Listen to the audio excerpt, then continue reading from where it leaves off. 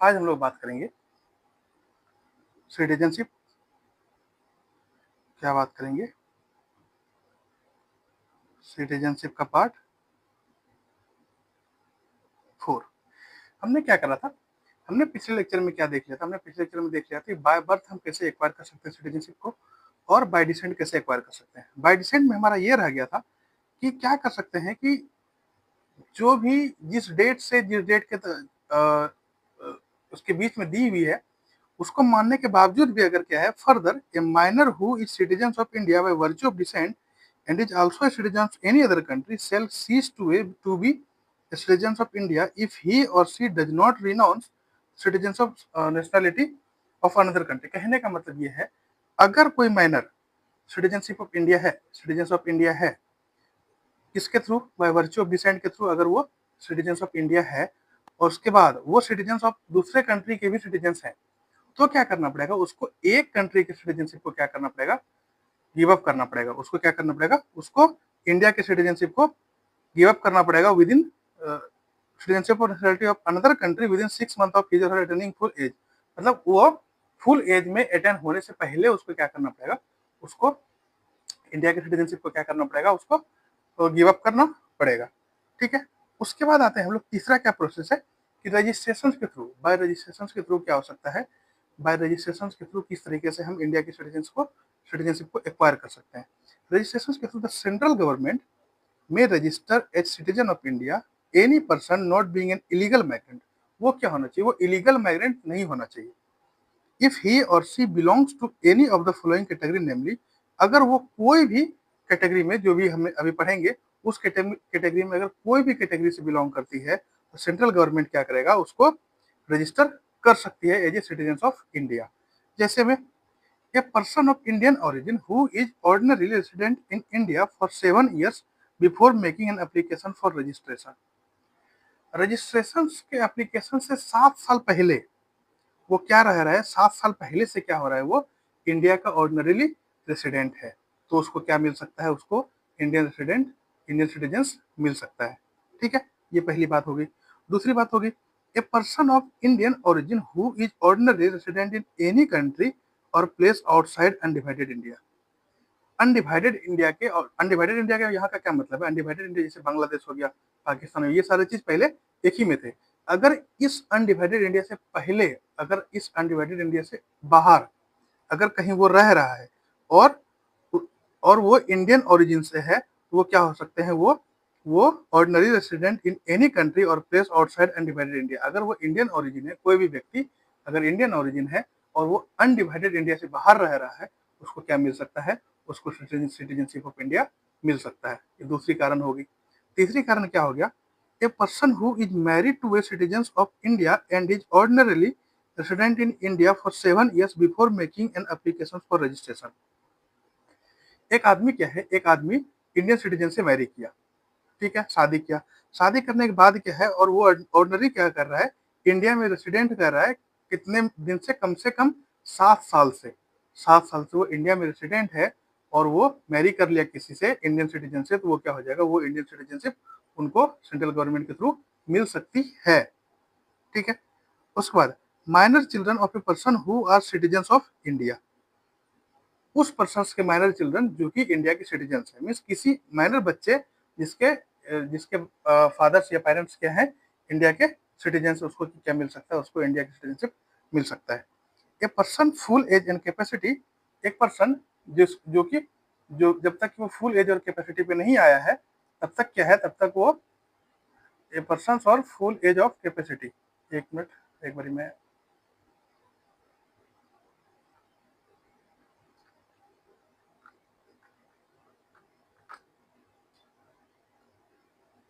a person of full age and capacity whose parents are registered as citizens of India। एक वो व्यक्ति क्या हो सकता है? इंडियन सिटीजन हो सकता है, जिसके पेरेंट्स क्या है? इंडियन सिटीजन है। वो कब सिटीजन हो सकता है? जब वो फुल एज में हो जाएगा और उसका माइंड क्या होगा? फुल कैपेसिटी पे होगा। ठीक है, तब वो क्या हो सकता है? और अगर वो इंडियन सिटीजन के लिए रजिस्टर्ड किया है, उसके पेरेंट्स ने रजिस्टर्ड किया इंडियन सिटीजन के लिए, तो वो क्या हो सकता है? वो इंडियन सिटीजन हो सकता है। A person of full age and capacity who or either of his or her parents was earlier citizens of independent India and is ordinary resident in India for 12 months immediately before making an application for registration. कहने का मतलब है a person of full age, एक person जिसका जो कि 18 year से above है एंड फुल कैपेसिटी, मीन्स उसके पास सही माइंड भी है, मीन्स थॉटफुल माइंड है, वो क्या कर सकता है, वो इंडिया का सिटीजन हो सकता है अगर उसके पेरेंट्स, अगर उसके आइदर पेरेंट्स इंडिया के citizen of independent India, means independent India के सिटीजन हैं, वो भी क्या हो सकता है, वो भी सिटीजन हो सकता है, and is ordinarily resident in India, और वो इंडिया के ऑर्डिनरी रेसिडेंट है। कब? वो मतलब लगभग 6 महीना immediately before making the application for registration, means 12 month, 12 महीना पहले से वो क्या कर रहा है, इंडिया में रह रहा है, तो क्या हो जाएगा, वो हो जाएगा आपका इंडियन इंडियन और इंडियन सिटीजनशिप उसको मिल सकता है। ठीक है। उसके बाद a person of full age and capacity who has been registered as an overseas citizen of Indian card holder for 5 years, means Indian card holder का 5 साल तक उन्होंने क्या करा है, यूज करा है, तो वो क्या बन जाएगा, इंडियन कार्ड होल्डर का अगर उन्होंने 5 साल तक यूज करा है या 5 साल तक उनके पास इंडियन कार्ड होल्डर है वो, तो उसको क्या मिल सकता है, उसको मिल सकता है इंडियन सिटीजन मिल सकता है। And who is ordinarily resident in India for 12 month before making an application of registration, means registration के एप्लीकेशन को देने से 12 महीना पहले तक वो क्या हो, इंडिया का रेसिडेंट हो, इंडियन रेसिडेंट हो, तभी उसको क्या मिल जाएगा, इंडियन सिटीजनशिप मिल सकता है। A person shall be deemed to be of Indian origin if he or she or either of their parents was born in undivided India or in such other territory which became part of India after August 15, 1947, means कहने का मतलब है एक वैसा person, एक ऐसा आदमी जो कि इंडियन ओरिजिन है या और इंडियन ओरिजिन होने के बावजूद उनके पेरेंट्स या ही or she or either of their parents, उनके पेरेंट्स क्या हैं, was born in undivided India, उनके पेरेंट्स क्या हुआ है, अनडिवाइडेड इंडिया में बोर्न हुए हैं, or in such other territory which become part of India after the August 15, 1947, और उस पार्ट में जन्म लिए हैं जो कि इंडिया का टेरिटरी बन गया 15 अगस्त 1947 के बाद, तो वो क्या हो जाएगा, वो इंडियन सिटीजन हो जाएगा। All the above category of person must taken N oath of allegiance, ये जो भी ऊपर की कैटेगरी है इनको ओथ लेना चाहिए कि वो इंडियन सिटीजन ऑफ इंडिया के रजिस्टर्ड सिटीजन हैं, वो सिटीजन ऑफ इंडिया के रजिस्टर्ड सिटीजन है। ठीक है। अब आ जाते हैं हम लोग चौथे, बाय नेचुरलाइजेशन के मेथड से हम कैसे करेंगे, इंडियन सिटीजन को किस तरीके से एक्वायर कर सकते हैं। The central government may grant a certificate of naturalisation, central government क्या कर सकता है, एक सर्टिफिकेट ग्रांट करेगा, certificate of naturalisation to any person, किसी भी पर्सन को, if he or she possess the following qualification, और अगर उसके पास कुछ क्वालिफिकेशन होगा तो क्या कर सकते हैं, इंडियन गवर्नमेंट उसको क्या कर सकता है, सर्टिफिकेट ऑफ नेचुरलाइजेशन दे सकता है। तब क्या क्या है वो क्वालिफिकेशंस, पहला है that he or she is not a subject or citizen of any country where citizen of India are prevented from becoming subject or citizen of that country by naturalization, means कहने का मतलब है अगर वो Indian citizen तभी बन सकता है कि वो किसी भी दूसरे कंट्री के citizen, not subject or citizen of any country where citizen of India are prevented from becoming subject, means उस देश में वो ना रह रहा हो जहाँ पर इंडियन सिटीजन को नहीं माना जा रहा, या इंडियन सिटीजन को क्या कर रहा है, वो नेचुरलाइजेशन के प्रोसेस से सिटीजन नहीं बना रहा है, तो वहां पर क्या होगा, वहां पर वो सिटीजन नहीं बन सकता, उस देश में वो ना रहता हो जिस देश में इस तरीके का प्रोसेस चल रहा हो, जिस देश में उस, देखिए सिटीजन ऑफ इंडिया तभी माना जाएगा जब आप उस देश में नहीं रहते हैं जहां पर कि ये तरीका अपनाया गया है कि आप अगर इंडियन सिटीजन है तो आपको नेचुरलाइजेशन के थ्रू क्या कर दिया जाएगा, नेचुरलाइजेशन के थ्रू आप वहाँ के सिटीजन नहीं बन सकते, तभी आपको यहाँ का इंडियन सिटीजन मिल सकता है। पहली बात ये हो गई। दूसरी बात होगी that if he or she is a citizen of any country that they undertake to renounce the citizenship of that country in the event of their application for Indian citizenship being accepted, means कहने का मतलब है वो उस देश का नागरिक हो जहां पर कि undertake to renounce the citizenship of that country in the event of their application, means वो क्या करे, वो जिस देश में रह रहा है अभी तत्काल, वो जिस देश में रह रहा है उस देश में उस देश के सिटीजन को क्या करे, गिव अप करे और हमारे सिटीजन बनने को रेडी है, तभी हम क्या कर सकते हैं, उसको सिटीजन्स बना सकते हैं, इंडियन सिटीजन्स बना सकते हैं। तीसरा क्या कारण है? तीसरा कारण है that he or she has either resided in India or been in the service of government. Means या तो वो इंडिया में रह रहा है या तो इंडिया में सरकारी नौकरी कर रहा है, गवर्नमेंट सर्विस कर रहा है इन इंडिया, और पार्सली द वन, या तो वो रह रहा है पार्सली, या तो वो पार्सली इंडियन गवर्नमेंट में कोई जॉब कर रहा है। Throughout the period of 12 month immediately preceding the date of application. Means कब से कब तक, जब भी एप्लीकेशन देगा वो कि हमें रजिस्टर्ड इंडियन सिटीजन बनना है, तब क्या कर, उससे 12 महीना पहले से वो तो इंडिया में रह रहा है या तो फिर वो गवर्नमेंट जॉब कर रहा है, इंडिया में क्या कर रहा है, सेंट्रल गवर्नमेंट के लिए या गवर्नमेंट के लिए कुछ काम कर रहा है, तब वो इंडियन सिटीजन बन सकता है। That during the 14 years immediately preceding the said period of 12 months, he or she has either resided in India or been in service of the government of India, or partially the one and partially the other, for periods amounting in the aggregate to not less than 11 years। Means 11 साल से पहले और 14 years के तुरंत बाद क्या हो सकता है, वो preceding the said period of 12 month. Means जो भी 12 साल कहा गया है, सेड पीरियड जो भी 12 साल है, अगर वो नहीं मान रहा है, अगर वो 12 महीने अगर उन चीजों को नहीं मान रहा, तो उनको क्या करना पड़ेगा, उसको 14 ईयर्स तक इमीडिएटली प्रीसीडिंग करना पड़ेगा, 14 साल तक इमीडिएटली प्रीसीडिंग करना पड़ेगा, तभी क्या बनेगा, वो इंडियन सिटीजन बन सकता है। ठीक है। However, the Citizenship Amendment Act 2019 has reduced this aggregate period of residence or service of government in India to not less than 5 years for the persons belonging to the Hindu, Sikh, Buddhist, Jain, Parsi और Christian community in Afghanistan, Bangladesh और पाकिस्तान। मतलब इन जगह पे, अफगानिस्तान, बांग्लादेश और पाकिस्तान पे अगर लोग हैं जो कि हिंदू है, सिख है, बुद्धिस्ट है, जैन है, पारसी है, क्रिश्चियन कम्युनिटी से बिलोंगिंग करते हैं, उनको कम से कम 5 साल तक क्या करना पड़ेगा, एग्रीगेट पीरियड ऑफ रेसिडेंस और सर्विस ऑफ गवर्नमेंट। मीन्स या तो यहाँ 5 साल रहना पड़ेगा या तो गवर्नमेंट के सर्विस में 5 साल तक देने पड़ेंगे, तभी उसको क्या करना पड़ेगा, तभी वो इंडियन सिटीजन बन सकता है। और ये 14 साल से घट के 5 साल हुआ है, या 11 ईयर से घट के 5 साल हुआ है। ये कब हुआ है? ये हुआ है सिटीजनशिप अमेंडमेंट एक्ट 2019 में। पहले 14 साल था, अब क्या हो गया है, अब 5 साल हो गया। 5 साल तक क्या कर सकते हैं, गवर्नमेंट में जॉब कर सकते हैं, गवर्नमेंट जॉब कर सकते हैं, या नहीं तो क्या कर सकते हैं, आप यहाँ पर 5 साल तक रह रहे हैं, तभी आप इंडियन सिटीजन के होने के काबिल है।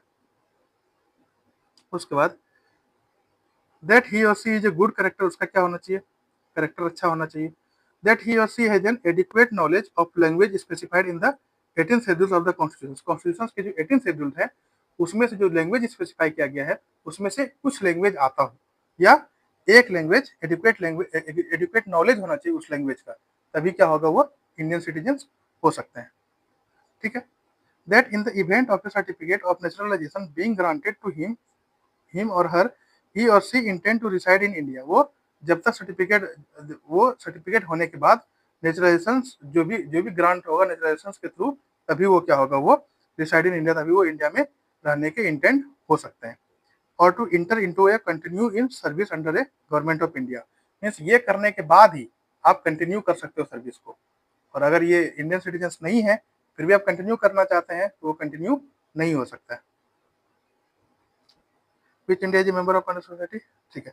However, the government of India may waive all or any of the above condition for naturalization in the case of a person who has rendered distinguished service to the science, philosophy, art, literature, world peace or human progress. Means जो भी लोगों ने इन जगह पे service दी है, जैसे philosophy में service दिया है, साइंस में एक अच्छा सर्विस दिया है, आर्ट में, लिटरेचर में, वर्ल्ड पीस में या ह्यूमन प्रोग्रेस में एक अच्छा सर्विस दिया है, उसमें क्या कर सकते हैं, उसमें इंडियन गवर्नमेंट क्या कर सकती है, उसको इंडियन सिटीजन बना सकती है। Every naturalised citizen must have take an oath of allegiance to the constitution of India. प्रत्येक जो नेचुरलाइज सिटीजन है, नेचुरलाइजेशन के थ्रू जो सिटीजन्स बनाया गया है, नेचुरलाइज सिटीजन्स को इंडियन सिटीजन्स बनाया गया है, उसको ये ओथ लेना चाहिए, हमें क्या है, हमें कॉन्स्टिट्यूशन ऑफ इंडिया का, भारत के संविधान का ओथ लेना चाहिए उनको। ठीक है। अब आता है छठी तरीका कि किस तरीके से हम क्या कर सकते हैं, इंडियन सिटीजन्स को एक्वायर कर सकते हैं, बाय इनकॉर्पोरेशन ऑफ टेरिटरी। अब मान लिया जाए इंडियन गवर्नमेंट ने किसी टेरिटरी को इनकॉर्पोरेट कर लिया, किसी टेरिटरी हमारे देश में आ गई। ठीक है। अब उसका क्या प्रोविजन है, या वो किस तरीके से हमारे इंडियन सिटीजन में काउंट हो सकते हैं। उसका क्या प्रोविजन है? If any foreign territory becomes a part of India, the government of India specifies the person who among the people of the territory shell be the citizen of India. Means अगर कोई foreign territory India का part बन गया है, the government of India specifies the person who among the people of territory, means जो भी person उस territory में बिलोंग करते हैं वो सब क्या है? Shall be the citizen of India. वो सारे क्या हो जाएंगे? इंडियन सिटीजन हो जाएंगे। Such persons become the citizen of India from the notified date. For example, when Pondicherry becomes a part of India, the government of India issued the citizenship Pondicherry Order 1962 under the Citizenship Act 1955। Means specified date से वो Indian citizen हो सकता है। जैसे पौंडीचेरी को जैसे ही हमने territory को इनकॉर्पोरेट किया पौंडीचेरी को, तो उसमें Pondicherry act order issued the citizenship order 1962। क्या ऑर्डर किया? Citizenship order 1962 under the citizenship act 1955। 1955 के सिटीजनशिप एक्ट के अंडर उनको क्या किया? अमेंड किया, या फिर उनको क्या किया? एक डेट दिया, स्पेसिफाइड नोटिफाइड डेट दिया, और उस डेट से क्या हुए? पौंडीचेरी के जो भी सिटीजन थे वो क्या हो गए? वो इंडियन के सिटीजन हो गए। ठीक है। Special provision as to citizenship of persons covered by the Assam accord. अब देखिए, अब असम आता है हमारा बांग्लादेश के आसपास। अब बांग्लादेश का बॉर्डर और असम का बॉर्डर लगभग मीन्स उसका मैच करती है। तो अब वहां से क्या हुए थे? वहां से बहुत सारे माइग्रेंट क्या हुए थे? असम आए थे। बांग्लादेश से बहुत सारे माइग्रेंट क्या हुए थे? असम आए थे। अब उसके उसके लिए क्या बनाया गया था? असम अकॉर्ड बनाया गया था। उसमें क्या हुआ? The citizenship amendment act 1985 added the following special provision as to citizenship of persons covered by the Assam accord. जो भी असम अकॉर्ड को कवर करता है, जो भी पर्सन असम अकॉर्ड को कवर करता है, वो क्या है? उसके लिए एक स्पेशल प्रोविजन बनाया गया। कब? 1985 में। और एक अमेंडमेंट एक्ट को ऐड करा गया। 1985 में एक अमेंडमेंट एक्ट को ऐड करा गया और एक स्पेशल प्रोविजन बनाया गया जो कि which related to the foreigner issue, जो कि फॉरेनर इशू से रिलेटेड करता है। अब क्या है वो? All person of Indian origin who came to Assam before January 1 1966। जो पर्सन जो कि इंडियन ओरिजिन है, वो पर्सन जो कि इंडियन ओरिजिन है, वो असम में है बिफोर जनवरी 1 1966। 1 जनवरी 1966 से पहले जो बांग्लादेश से कहाँ आ गए? इंडिया में आ गए, and who have been ordinary resident in Assam since the date of their entry into Assam shall be deemed to be citizens of India as from January 1 1966। Means जो भी 1 जनवरी 1966 से लेकर के बांग्लादेश से जो भी लोग इंडिया में आए, ठीक है, और वो क्या है? ऑर्डिनरी रेसिडेंट है असम का, वो ऑर्डिनरी रेसिडेंट असम का बन गया, तो वो क्या हो जाएगा? वो इंडियन सिटीजन बन जाएगा। Assam shall be deemed to be citizen of India as from 1 जनवरी 1966। 1 जनवरी 1966 से वो क्या बन जाएगा? इंडियन सिटीजन बन जाएगा। ठीक है। उसके बाद every person of Indian origin who came to Assam on or after January 1 1966 but before March 25 1971 from Bangladesh and who has been ordinary resident in Assam since the date of his or her entry to Assam and who was been detected to be the foreigner shall registered himself। इस कहने का मतलब है प्रत्येक person जो कि Indian origin का है वो असम आया कब? 1 जनवरी 1966 से बाद और 25 मार्च 1971 से पहले। ये जितने भी लोग आए वो क्या हो जाएंगे? बांग्लादेश से जितने भी लोग आए वो इंडियन रेसिडेंट बन जाएंगे, और जो असम में रह रहे हैं और उसको क्या मिल जाएगा? एंट्री टू असम, असम में एंट्री मिल जाएगा since the date of his or her entry to Assam. जिस डेट से वो असम में एंट्री किए हैं उस डेट से उनको क्या मिल जाएगा? एंट्री मिल जाएगा असम में, और वो क्या हो जाएंगे? वो इंडियन सिटीजन हो जाएंगे। ठीक है। Such a registered person shall be deemed to be a citizen of India for all purpose as from the date of expiry of period of 10 years। Means वो पर्सन एक रजिस्टर्ड पर्सन होगा और deemed to be citizen of India, वो deemed to be citizen of India होंगे for all purpose as from the date of expiry of period of 10 years। 10 साल के date of expiry period का तब तक वो क्या रहेंगे? तब तक इंडियन सिटीजन रहेंगे from the date of detection as the foreigner. जब but in the intervening period of the 10 years, इस 10 ईयर में क्या होगा? He or she shall have the same rights and obligations as a citizen of India except the right to vote. उनके पास क्या होगा? उनके पास सेम अधिकार होगा जो अधिकार हमें मिला गया है इंडियन सिटीजन्स को मिला गया है उनके पास सेम अधिकार होगा except the right to vote. Right to vote के अलावा क्या होगा, उनके पास सेम अधिकार होगा। ठीक है, उसके बाद हम लोग क्या करेंगे, loss of citizenship next lecture में करेंगे। तब तक के लिए thank you so much, take care, good bye, जय हिंद जय भारत।